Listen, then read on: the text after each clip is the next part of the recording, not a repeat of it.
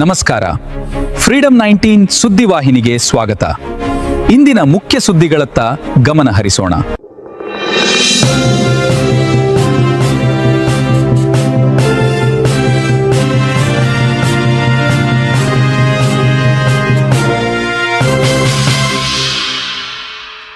ನಮಸ್ಕಾರ, ನೀವು ನೋಡ್ತಾ ಇದ್ದೀರಾ ಫ್ರೀಡಂ 19 ನ್ಯೂಸ್ ಚಾನೆಲ್. ನಿಖರ ಮತ್ತು ಪರಿಶೀಲಿತ ನಿರಂತರ ಸುದ್ದಿಗಳನ್ನ ಜವಾಬ್ದಾರಿಯುತವಾಗಿ ತಲುಪಿಸುವಂತ ವಿಶ್ವಾಸಾರ್ಹ ಸುದ್ದಿ ವೇದಿಕೆ ಫ್ರೀಡಂ 19 ನ್ಯೂಸ್ ಚಾನೆಲ್ಗೆ ತಮಗೆಲ್ಲರಿಗೂ ಆತ್ಮೀಯವಾದಂತಹ ಸ್ವಾಗತ. ಬನ್ನಿ ಇವತ್ತಿನ ಸುದ್ದಿಗಳನ್ನ ನೋಡೋಣ.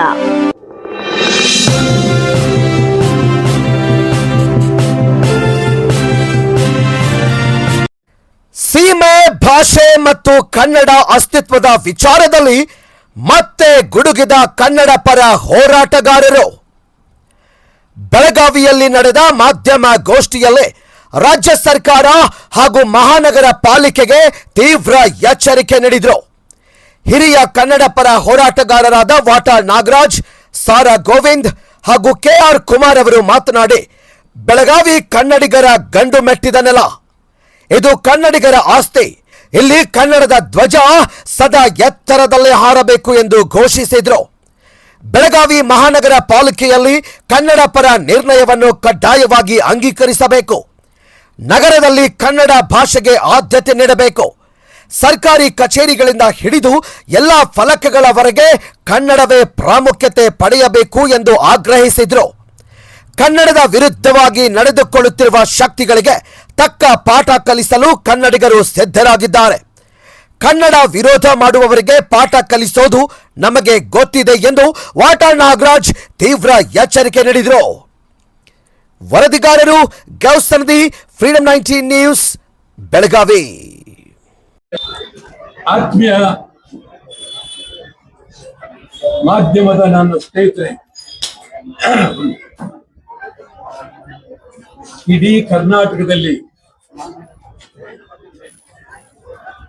ಗಡಿನಾಡು ಬೆಳಗಾವಿ, ನಾನು 73ನೇ ಇಸ್ವಿಲೇ ಬಂದಿದ್ದೆ. ಚಂದ್ರಿಗೆ ಹುಟ್ಟಿದ್ರೆ ಇಲ್ವೋ ಗೊತ್ತಿಲ್ಲ. 73 ದೊಡ್ಡ ಮೈದಾನ, ಏನ್ ಹೆಸರು ಹೇಳ್ತಾರೆ ಮೈದಾನಕ್ಕೆ? ಗಾಂಧಿ ಮೈದಾನ ಇತ್ತು. ಇಲ್ಲ ಇಲ್ಲ ಇಲ್ಲ, ಸರ್ದಾರ್ ಹೈಸ್ಕೂಲ್ ಮೈದಾನ, ಸರ್ದಾರ್ ಹೈಸ್ಕೂಲ್ ಮೈದಾನ,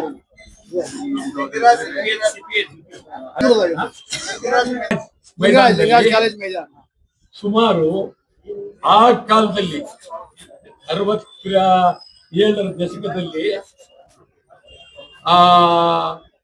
ಸ್ವಲ್ಪ ಹೆಚ್ಚು ಕಡಿಮೆ 10,000 ಜನ ಆವತ್ತಿದ್ರು ಲಿಂಗರಾಜ ಕಾಲ ಮೈದಾನದಲ್ಲಿ. ಭಾಷಣ ಮಾಡಿ ನಾನು ಕರ್ಕೊಂಡ್ಬಂದಿದ್ದವ್ರು ಯಾರು ಅಂದ್ರೆ ಸಿದ್ದನಗೌಡ ಪಾಟೀಲರು, ಜೋಶಿ, ತೋಪಣ್ಣ, ಈ 3 ಜನ ಭಾರಿ ಆ ಕಾಲದಲ್ಲಿ ಅವರು ದೊಡ್ಡ ಅದ್ಭುತವಾದ ಶಕ್ತಿ. ಬೆಳಗಾವಿಗೆ ಅವರ ಅಪಾರವಾದ ಶಕ್ತಿ.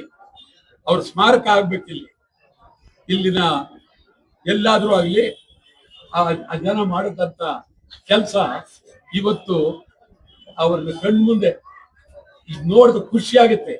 ಆವತ್ತೇನಾಯ್ತು ಅಂತಂದ್ರೆ ಒಂದೇ ಒಂದು ಮಾತು ನನ್ನ ಭಾಷಣದಲ್ಲಿ, ಇದು ಬೆಳಗಾವಿ ಕರ್ನಾಟಕದ ಅವಿಭಾಜ್ಯ ಅಂಗ.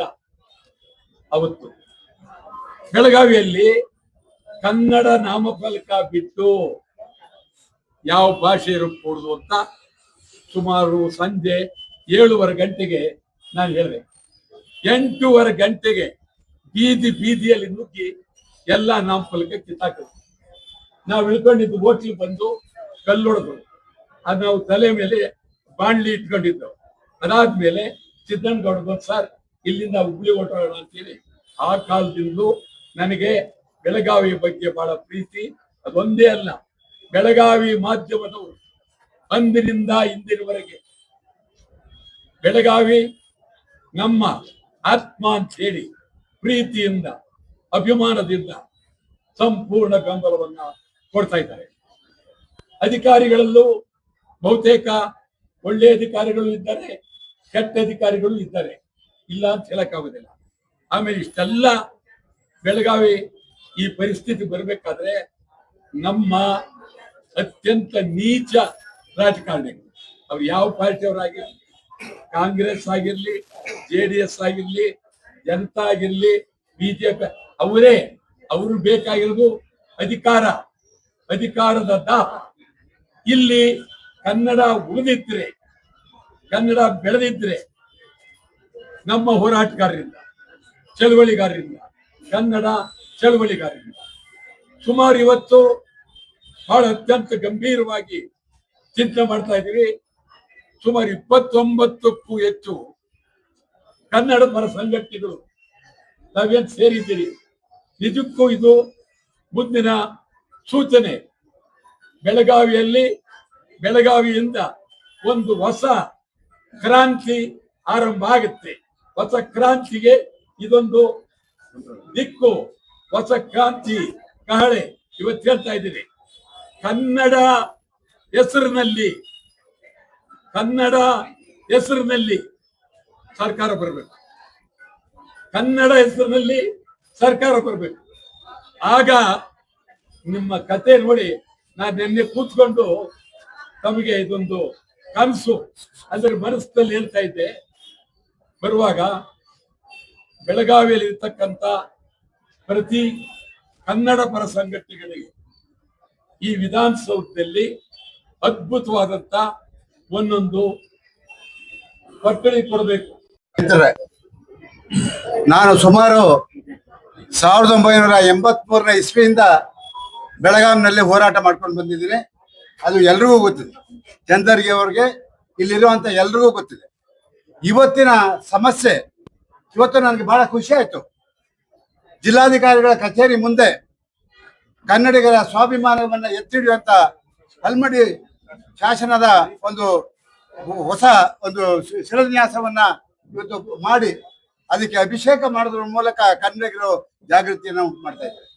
ನನಗೆ ವಿಶೇಷವಾಗಿ ಒಂದು ಹೆಮ್ಮೆ ಇವತ್ತು ಏನಂದ್ರೆ, ಸುಮಾರು 20-25 ಸಂಘಟನೆಗಳು ಒಟ್ಟಾಗಿ ಇವತ್ತು ಬೆಳಗಾವಿನ ಪರವಾಗಿ ನಗರಸಭೆಯಲ್ಲಿ ಒಂದು ನಿರ್ಣಯವನ್ನ ತಗೋಬೇಕು. ಈ ಬೆಳಗಾವಿ ಕರ್ನಾಟಕದ ಅವಿಭಾಜ್ಯ ಅಂಗ ಅಂತ,